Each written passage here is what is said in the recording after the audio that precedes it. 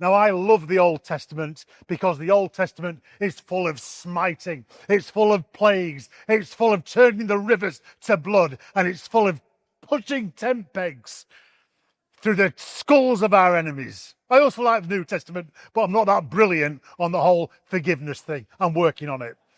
Who is tasked with this great and awesome task of seeking justice? Well, I put it to you, people. There are three organizations whose job it is to seek justice and fulfill the call from the prophet Micah. The first, of course, are our MPs. They are absolutely useless at seeking justice. Absolutely horrendous. They can't even tell you what a woman is. They can't tell you anything. They have no idea. So we can forget about MPs seeking justice. So then we've got the backstop of the judiciary. Boo! This is the judiciary, whether you like him or loathe him. They were wrong to imprison Tommy Robinson for quite as long as they did. They were absolutely wrong to send Lucy Connolly to jail. And they are ruled by the judicial bench book, not by the rule of law. So we cannot trust the judiciary.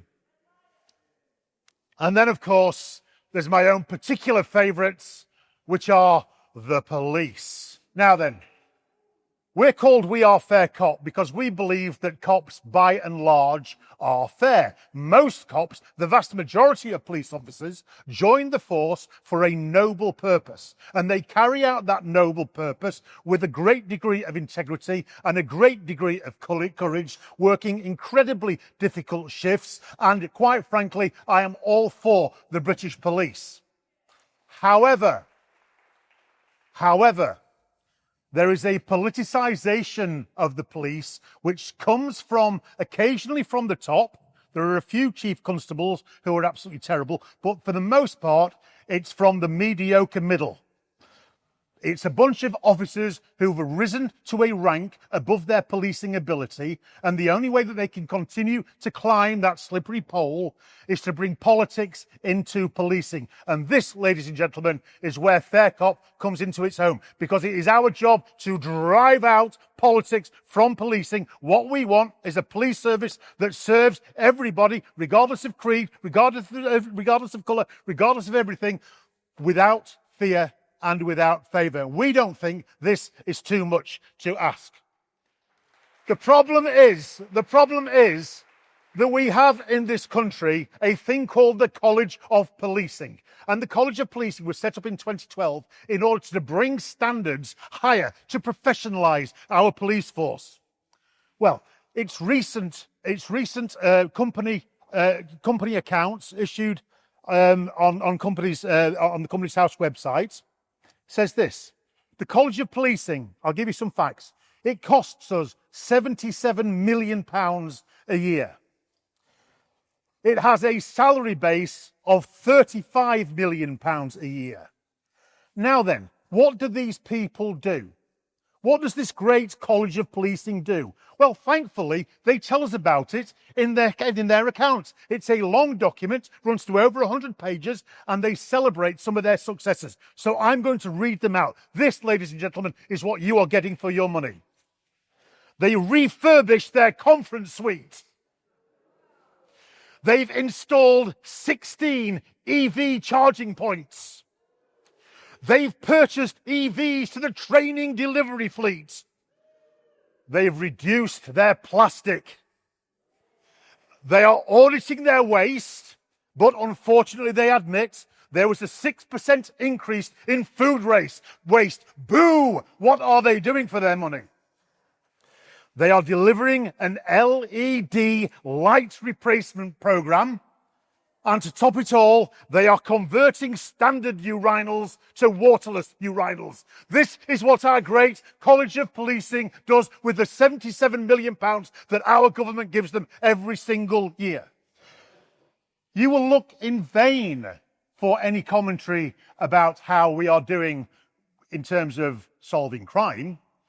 You will look from page to page and be left empty and bereft if you look to see how great our police force now is at preventing crime and catching criminals, because quite frankly, they are simply not interested. For that £35 million spent on salaries, that would buy us 753 police sergeants.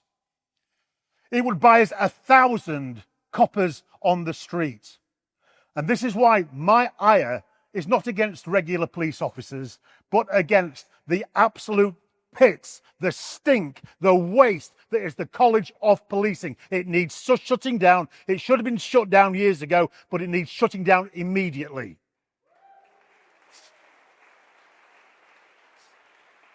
And of course, where the leaders go, the followers follow.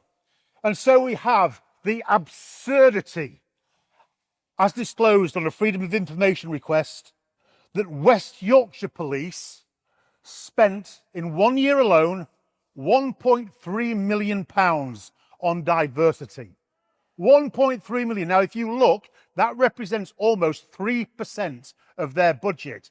Now, maybe West Yorkshire Police are a fantastic police force. Maybe they've caught all the criminals. Maybe they've prevented all the burglaries. Except that's not the case, because Her Majesty's Inspectorate, basically the police Ofsted, have said that, what was the word they used? They were adequate.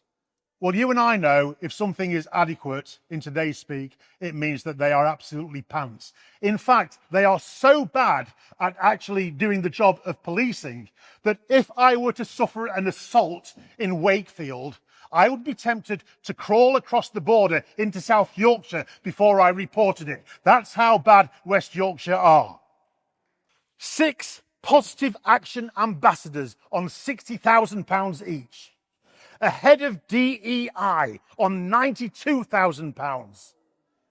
19 police officers all engaged in DEI. And we put in a Freedom of Information request and said, how many arrests have these 19 officers made for this £1.3 million spent in the last year? And the answer was a big fat 0. We look at Northumbria. 14 police officers, including a superintendent, a detective chief inspector, the entire CID, and a thing called quality control, investigated a Newcastle United fan because she had posted on her own Twitter account that men cannot become women. As a result of that, they snitched on her to Newcastle United, and Newcastle United banned Lindsay Smith from the stadium for 3 years. Do you know what her other crime was? Her other crime was to say that she was LGB, not LGBT. 14 police officers decided that she'd committed a crime. And it was only down to the intervention of Fair Cop that we managed to turn that over. And we are now taking the Chief Constable of Northumbria to the High Court in July to judicial review. It was 2019 when I was first confronted by the police, my old force, Humberside Police, where they knocked on my door because of a tweet. I was then arrested in 2022 when I defended a Royal Green Jacket veteran whose job in Northern Ireland was to protect the police. What he'd done, he'd posted a picture of the trans flag that looked like a swastika on Facebook and simply said, discuss. That was it. And a bunch of police officers turned up at his house to arrest him. I got in the way and said, in order to arrest him, you're going to have to arrest me. And they duly obliged. We then sued their asses off.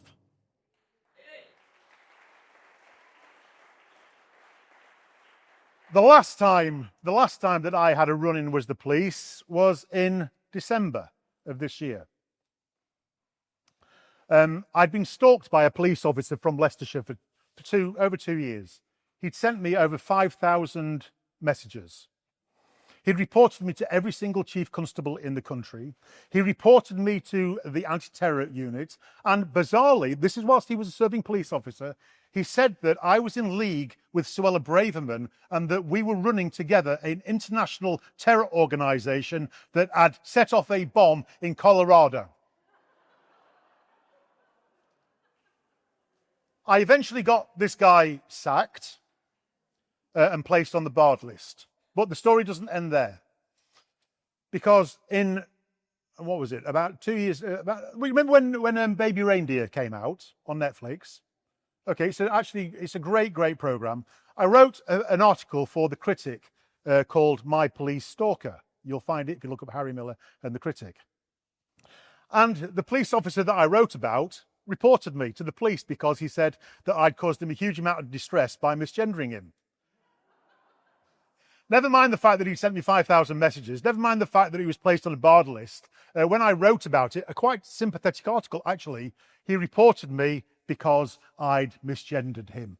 Boo-hoo. And unfortunately, he found an idiot sergeant from Lincolnshire Police who took his complaint seriously and rang me up and said, Mr. Miller, we need you to come in for a voluntary interview. And I said, well, what happens if I say bugger off? I'm allowed to say bugger? I'm not, am I? Okay. What if I say go away? And they said, well, I said, would you consider arresting me? And he said, well, we don't want to arrest you, but we would consider it. Well, as far as I'm concerned, a voluntary interview which is induced with the threat of arrest is not voluntary at all, is it? It's a little bit like saying to somebody, please give me your money, and if you don't give me money, I will consider you smacking you in the face. That's classed as a robbery. It's not a voluntary interaction at all. So I agreed to go and have this interview at Lincoln Police Station in December. And I took with me one of my good friends who's a lawyer, mainly to give him a laugh. I didn't need the advice, but I did want him to witness what was about to occur. We got down there and I said, right, can you just repeat your threat to arrest me if I don't attend this voluntary interview? And he said, well, I never really said that I was going to arrest you. I just said that, I said, look, you put it on the table that if I didn't comply, you would consider arresting me. And he said, well, yes, that's right. I said, right. So we did the interview. I realized that there was absolutely nothing other than this Critic article that I'd written. So I just laughed at the sergeant. And then at the end of the interview, he said, right, I'm now going to turn the tape off.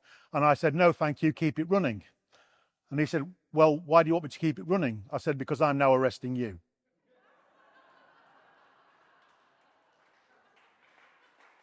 I said, I am using my powers under pay section 24A. That a threat of harassment that comes with at least 2 threats of violence, and by the way, the threat of arrest is a threat of violence. You've threatened me twice, once in front of my solicitor and once to me privately. I said, that is a threat of violence. So I am now arresting you using section 4 of the 1997 Protection from Harassment Act. You are arrested. Take me to the custody sergeant so you may be processed. You should have seen the look on his face. He said, but you can't do that. I said, you don't understand. You are arrested. I've already done it.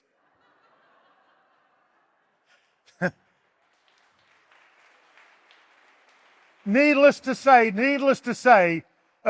this caused quite a commotion in the police station. A whole bunch of coppers came charging down to rescue the poor sergeant, and they advised him to skittle off into the depths of the station where scary Harry Miller couldn't get at him. And I'm thinking that Lincolnshire Police is going to be the next police force that we're going to sue the asses off. So, because this is what needs to happen. We need to fight back. We have the power to fight back. And what I want to encourage you today is this: learn the law, know the law, act on the law, and fight back. Thank you. I'm done.